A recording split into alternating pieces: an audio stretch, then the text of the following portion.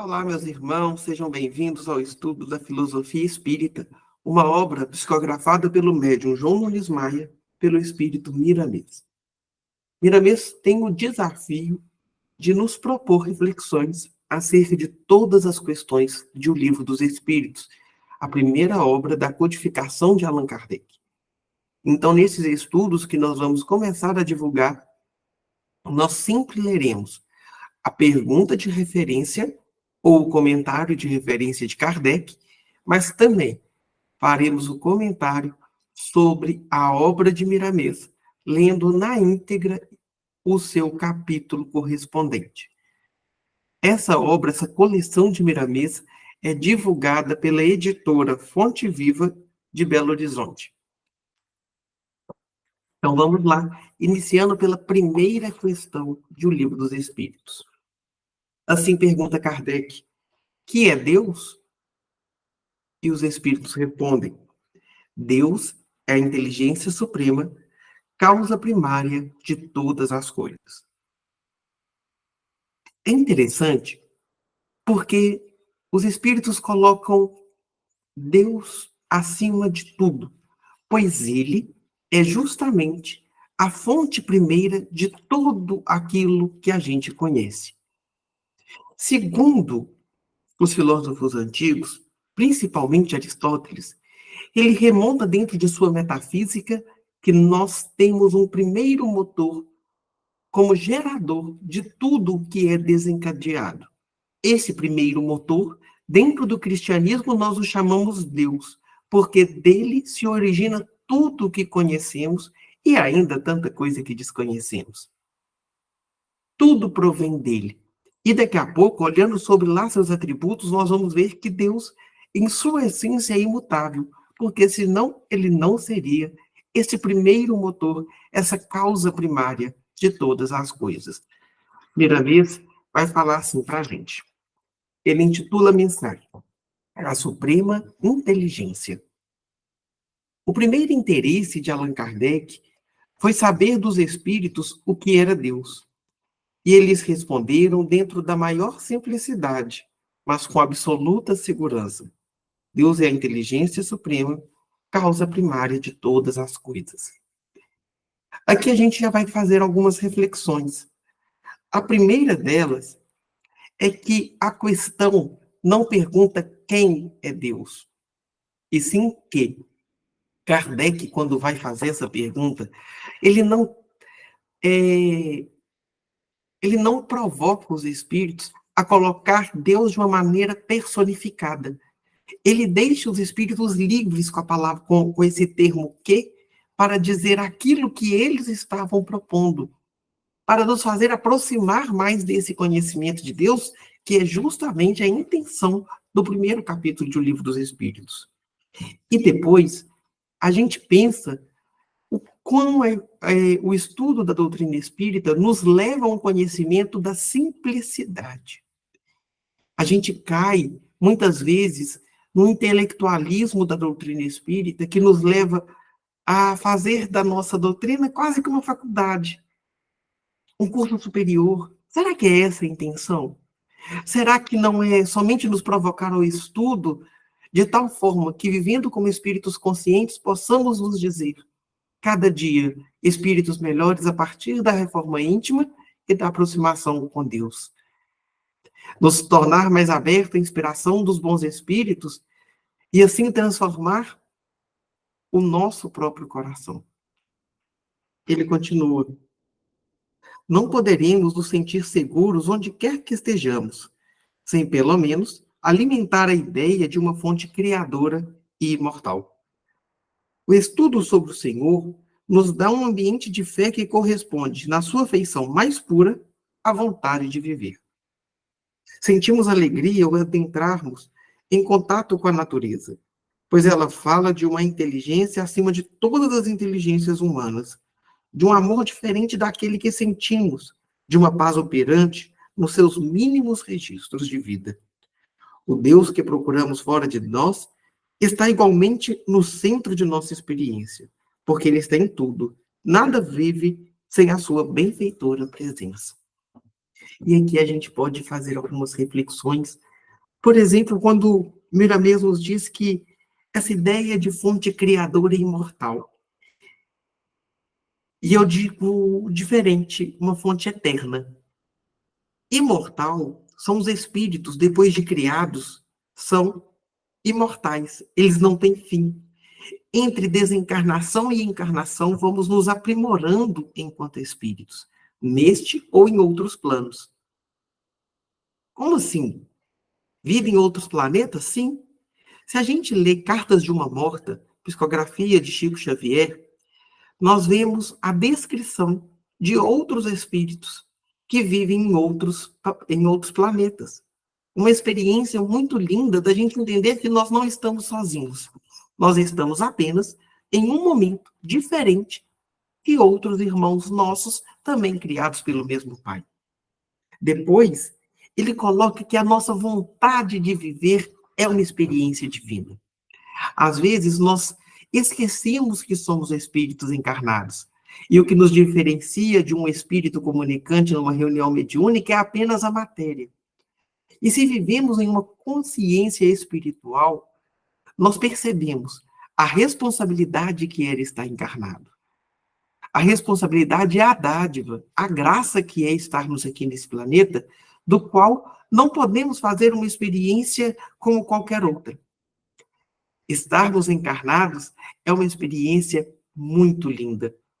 E tantos outros irmãos nossos no plano espiritual, temos notícia, que querem ter experiências como a nossa, de estar aqui, nos aprimorando, nos fazendo cada dia um momento de aprendizado. Aprendizado de quê? Do melhor viver.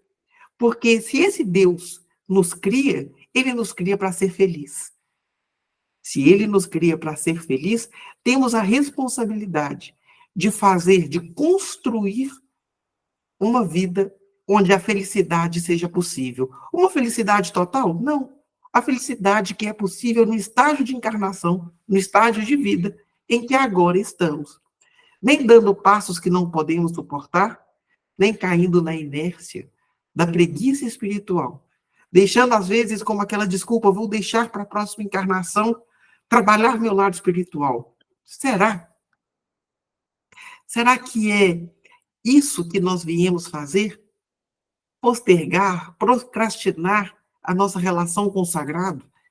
Ou entender que na natureza Deus deixa suas marcas e que na contemplação de sua obra nós encontramos o Criador? E ele coloca que essa inteligência divina, ela é superior infinitamente à nossa. O amor que ele nos convida a amar, como Jesus diz lá no Evangelho, é um amor que a gente ainda não consegue tocar, mas é um amor que nós podemos sentir quando criamos para nós a responsabilidade de todos os dias lembrarmos que o amor do Pai nos tutela. Estamos sobre esse carinho, esse colo, esse amparo do Pai. E quando vivemos essa filiação, a Ele recorremos com constância, porque sabemos que esse Pai é infinitamente justo e bom. E que a sua inteligência, superando a nossa, nos faz, por vezes, duvidar que os nossos caminhos são os melhores numa visão humana restrita. Mas quando olhamos com um olhar espiritual, temos a grandeza de perceber que pelos caminhos de Deus podemos e temos consciência de que cada vivência é importante para o espírito que hoje somos. Se queremos procurar a benfeitora presença de Deus em nossas vidas, não precisamos tanto olhar para o outro. Precisamos muito mais experienciar no íntimo. O outro é o nosso ponto de encontro com Deus. Mas a experiência com Deus é individual. A forma com que cada um de nós vamos experienciando Deus em nossas vidas vai modificando ao longo de nossa história. E aqui a gente não fala de religião. Aqui a gente fala da condição de espíritos diante do Criador. Aqui a gente fala que a benfeitora presença de Deus como essa suprema inteligência nos rege a todo momento, respeitando nossas escolhas, mas fazendo com que cada escolha seja para nós uma experiência de vida. Logo em seguida, Miramês continua assim: o Criador estabeleceu leis na sua casa maior, que cuidam da harmonia na mansão divina, sem jamais esquecer do grande e do pequeno, do meio e dos extremos, para que seja dado a cada um segundo as suas necessidades. E aqui a gente entra nessa harmonia da criação de Deus, porque Deus, ele não corrompe sua própria criatura, a sua própria criação. Quem corrompe a criação do Pai é justamente o exercício da escolha indevida que a gente faz todos os dias. Deus não coloca na nossa vida a dificuldade.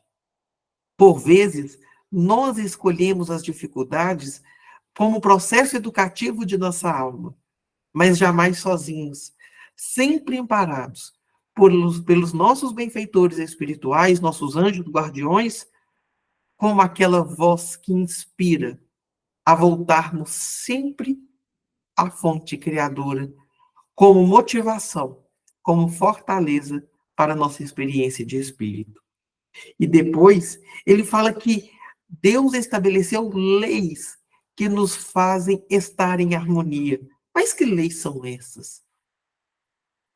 Olha, lá na primeira revelação em Moisés, Deus traz para a gente 10 mandamentos, como amar a Deus sobre todas as coisas, honrar pai e mãe, não roubar. Mas muito mais do que isso, ao longo das encarnações, do progresso dos espíritos, na experiência de vida na Terra, nós temos leis que foram estabelecidas pelo Consolador Prometido, a doutrina espírita, que estão para nós detalhadamente descritas em O Livro dos Espíritos. E ao longo dos nossos estudos, uma hora nós vamos chegar lá e vamos entender como que a lei do amor está em nós, a pluralidade da vida no processo de reencarnação, ou ainda como que a lei do progresso nos faz todos os dias aproximarmos-nos um pouco mais da experiência de Deus. Conhecendo as leis, angariamos forças e conhecimentos para o melhor proceder e honrar a experiência que estamos tendo. Não existe injustiça em campo algum da vida, pois cada espírito ou coisa se move no ambiente que a sua evolução comporta. Daí resulta o porquê de devermos dar graças por tudo o que nos é colocado no caminho.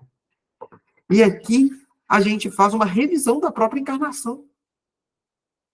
Porque, ora, estamos em sofrimento, mas não podemos esquecer que, ora, ferimos as pessoas, principalmente aquelas que amamos. O erro não é falta de amor, é falta de lapidação espiritual. E a experiência do erro, ela acontece justamente para que a gente observe com um olhar mais atento que é necessário um trabalho íntimo de crescimento moral, crescimento intelectual e espiritual. E aqui fica claro que a injustiça é para nós uma ilusão. Como assim? Ora, tem pessoas que erram conosco, nós erramos com os outros. E entre acertos e erros vamos construindo a nossa história. Todas elas registradas no nosso perispírito, nos acompanhando há milênios. Então, se ora sofremos, aprendamos, mas não entremos no julgamento. Porque aquilo que hoje eu sofro, um dia pode ter sido eu mesmo que inferi a outro sofrimento. Mas como a gente vai permanecer nessa lei do olho por olho, dente por dente? Não. E é por isso que a encarnação vem. Porque os nossos desafetos e os nossos erros são reestruturados e reedificados a partir do amor. Porque o amor a tudo cura. O amor sobressai a raiva. O amor é a fonte primeira para o perdão. Um amor como aquilo que o Cristo nos convida todos os dias a experienciar. Mas como fazer isso? Aí cada um vai fazer a sua própria trajetória. Hoje, nós fazemos aqui nessa encarnação uma escolha. Se foi pelo viés da religião, que sejamos não bons religiosos a fim de fazermos excelentes pregações, mas tomemos consciência de que, como sabedores do Evangelho, conhecedores do Evangelho, como pesquisadores da ciência espiritual, nós temos que nos propor a viver aquilo que estudamos. Se é pelo campo da filosofia, que busque a verdade contida dentro do próprio coração e tenha a coragem de reformular verdades que por vezes colocamos como intocáveis, porque tudo progride até a nossa certeza. Se é por meio da sua profissão, que seja o ambiente profissional e a vivência da experiência profissional, uma vivência que te faz uma pessoa melhor, consciente de que estamos sempre inseridos dentro de um contexto onde a nossa presença pode iluminar aquelas pessoas que nos rodeiam, aquela empresa que prestamos serviço, aquela pessoa que nos ouve, ou, se é por meio da amizade, a palavra, um ombro amigo, às vezes o acolhimento, não julgar. Então, vamos perceber que a injustiça morre quando a consciência espiritual sobressai em diferentes contextos. É justo, entretanto, que nos lembremos do esforço individual e mesmo coletivo de sempre melhorar, como sendo a nossa parte, para alcançarmos o melhor. Aquele acha que tem fé em Deus, mas vive envolvido em lugares de dúvida, com companheiros que não correspondem às suas aspirações de esperança, ainda carece da verdadeira fé, iluminada pela temperatura do amor. É a confiança que requer reparo. Assim, sucede com todas as virtudes conhecidas e, por vezes, vividas por nós. Olha, aqui Miramês vai trazer para a gente uma consciência, que é a autorresponsabilização pelas experiências de espírito encarnado. Às vezes ficamos achando que os nossos benfeitores espirituais têm que fazer algo por nós. Mas será que eles não fazem? Será que o mundo dos espíritos, aqueles que desencarnam, ficam ali à toa? Não. Se a gente recorre às obras de André Luiz, e aí a gente fica com o convite, que nós temos o estudo todas as quartas-feiras, às 7 horas da noite, sobre suas obras, percebemos o quão operante é os, a experiência de desencarnado, e não só dos espíritos que já criam ali a busca pela melhoria e acolhidos após o desencarne em colônias espirituais. Operantes são também os espíritos que permanecem em sofrimento, porque o próprio sofrer é uma ação. Mas a ação, iluminadas pelo mandamento do Cristo, nos faz progredir e não nos parar na teimosia que muitas vezes a vaidade e o orgulho nos leva a ter. Depois Miramês fala para a gente de uma experiência de fé, não como uma fé inerte, mas uma fé operante. Porque quando nós acreditamos em Deus, nele depositamos a nossa vida. Mas quando sabemos que Deus é Deus e deixamos ele em seu lugar de criador, sem querer irromper, sem querer tomar esse lugar, nós criamos uma experiência de não acreditarmos, mas sabermos que Deus é. Ele é completo. E se ele está aqui, ao nosso redor, regendo a nossa vida, então depositemos em suas mãos a experiência de vida que temos. Coloquemos com confiança a nossa vida sobre o seu cuidado. Não a fim de falarmos apenas que a experiência de Deus é possível, mas exercendo a experiência de Deus de tal forma que ao nosso redor as pessoas podem ver que vale a pena viver uma experiência de fé convicta e verdadeira, que se torna ação, que se torna comportamento, que se torna a lei que rege o nosso próprio coração. Estudemos a harmonia do universo, meditemos sobre ela, pedindo ao Mestre que nos ajude a compreender esse equilíbrio divino. Porque se entrarmos em plena ressonância com a criação, sanar-se-ão todos os problemas, serão desfeitas todas as dificuldades e todos os infortúnios cessarão. Somente depois disso, pelas vias da sensibilidade e pelo porte espiritual que escolhemos para viver, teremos a resposta mais exata sobre o que é Deus. Olha, o convite de Miramês agora é sobre a reflexão íntima. Por quê? Porque o conhecimento da vida espiritual, ela é fruto de uma escolha. E quando escolhemos, nós estudamos. Porque precisamos de uma base para que, como Kardec nos convida, possamos questionar e, a partir das respostas, ir construindo o nosso próprio eu.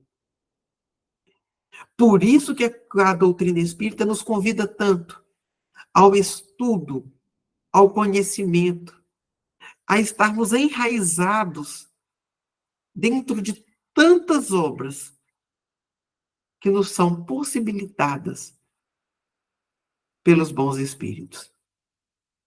Kardec coloca uma base muito importante para nós, mas entendemos que a doutrina espírita nela não se encerra, mas ao contrário, dela se alimenta para dar seus frutos.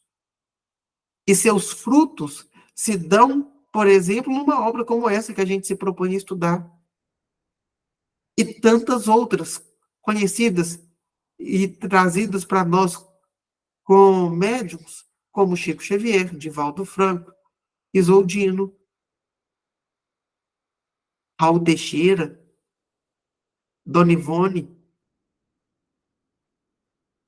Herculano Pires.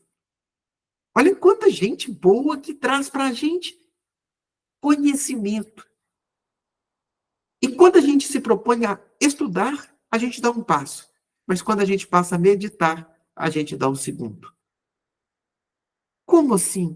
Se a gente hoje fala dessa suprema inteligência de Deus, não basta a gente estar aqui ouvindo, por exemplo, essa reflexão. A meditação é a contemplação dessa inteligência de Deus que toca o nosso cotidiano. E mais, é reconhecer, criar uma consciência, um olhar crítico para perceber quantas vezes Deus age em nós e por nós, através da inspiração, do auxílio que os bons espíritos nos permitem estar em sintonia. Então, se você se questiona aonde está a inteligência divina, eu te digo que marcada dentro da sua própria existência. E como um grande pintor que pinta sua obra para que possa ser vista, contemplada por muitos, você também é uma obra de Deus. E que, quando você gera autocontemplação, você percebe o quanto de marcas de Deus há na sua própria vida. Depois ele coloca quase que uma promessa para a gente. Quem de nós não quer sanar problemas? Ou ver desfeitas as dificuldades que nós temos e que muitas vezes nos levam ao sofrimento? Mas ele coloca que o caminho está no estudo e na meditação, porque a meditação nos provoca vivência. Então, se está difícil, medite, estude, ore, vigie seus pensamentos, porque é assim que a gente cresce. É assim que se faz a iluminação dos nossos pensamentos, para que a gente entenda por um olhar espiritual todas as nossas vivências, porque a inteligência de Deus ela é suprema, mas o acesso à inteligência de Deus se dá em um coração aberto para vivenciar essa inteligência que Ele bondosamente nos concede. Porque Ele fala que somente depois disso é que a gente vai ter uma consciência mais exata sobre o que é Deus de verdade. Depois a gente vai ver que a nossa inteligência era muito restrita para poder entender Deus. E olha que a teologia, o estudo sobre Deus, ela vai nos dar infinitas possibilidades de perceber a sua ação. Existem teologias, por exemplo, a teologia da negação, que vai nos trazer um caminho de pensamento para entendermos todos os dias, lá por Tomás de Aquino, o que é Deus. Ou, na verdade, o que não é Deus. Deus não é injustiça, Deus não é desamor, mas Deus é justiça suprema, amor supremo. E esse supremo para a gente parece ainda tão distante. Mas como que a gente vai estreitar esse caminho se a gente não se coloca sobre o cuidado dele?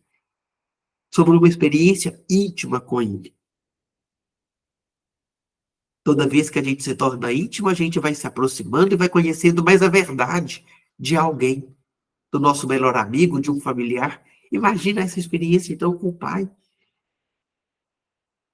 E aí ele termina no seu último parágrafo assim: conhecer e amar são duas metas que não podemos esquecer em todos os nossos caminhos. Esses dois estados da alma abrir-nos as portas da felicidade, pelas quais poderemos viver em pleno céu, mesmo andando e morando na terra. A suprema inteligência está andando conosco e falando constantemente aos nossos ouvidos, em todas as dimensões do entendimento. Porém, nós ainda estamos surdos aos seus apelos e passamos a sofrer as consequências da nossa ignorância. O intercâmbio entre os dois mundos acelera uma dinâmica sobremodo elevada a respeito das coisas divinas, para melhor compreensão daqueles que dormem. E o Cristo, como guia visível através das mensagens, toca os clarins da eternidade, anunciando um novo dia de libertação das criaturas, mostrando onde está Deus e o que é Deus, que nos espera, filhos do seu coração, de braços abertos, como Pai de amor. Gente, que fechamento. Conhecer é esse estudo, do estudo e da meditação. Amar é tornar prático tudo aquilo que a gente estudou e que a gente meditou. Amar é a experiência sagrada de perceber Deus em tudo. Depois, ele coloca assim, que essa suprema inteligência, ela não é distante, ela anda conosco. E quão consolador é perceber que não estamos sós.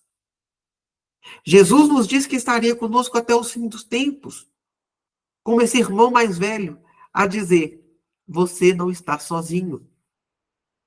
Os espíritos, que nos são mentores espirituais, nos inspiram a todo momento, se o nosso coração em sintonia estiver ali, conectados, amparados, abertos a receber aquilo que ele nos propõe. Saber que não estamos sós dá um calorzinho no coração. Depois ele fala assim, cuidado, porque as nossas escolhas sempre vão gerar consequências, e isso não é uma ameaça. Não é trazer a experiência de penas eternas, não. É entendermos que, se a gente busca a reedificação de nosso ser, a consequência é o progresso do espírito. Mas se não estamos dispostos a encontrar as sombras em nós, que nos distanciam do Pai, a consequência é a inércia em estágios de sofrimento. Então, ele nos convida a andar, a movimentar, a sermos operários dessa grande messe que é o plano terrestre. Depois ele coloca para a gente a finalidade do intercâmbio espiritual, da comunicação entre os mortos e os vivos, os espíritos desencarnados e os espíritos encarnados. Ele coloca para a gente assim, é uma aceleração da dinâmica, é o despertar-nos do que dormem, é fazer ressoar a voz daqueles que, em consciência expandida por não ter o cárcere da matéria, sobre o quão é importante estarmos encarnados, conscientes de que somos espíritos regidos pelas leis de Deus. É acelerar, é despertar. Tanto é que no próprio Evangelho tem uma frase assim: desperta tu que dormes. Quem que dorme? É aquele que não abriu os olhos para o Pai, que não abriu os olhos para Deus, que não abriu os olhos para a vida espiritual. Então, ressoam os clarins como aqueles que anunciaram o nascimento do Cristo, como nos narra o Evangelho de Mateus. Ressoam a voz dos Espíritos, como nos lembra o prefácio de O Evangelho segundo o Espiritismo.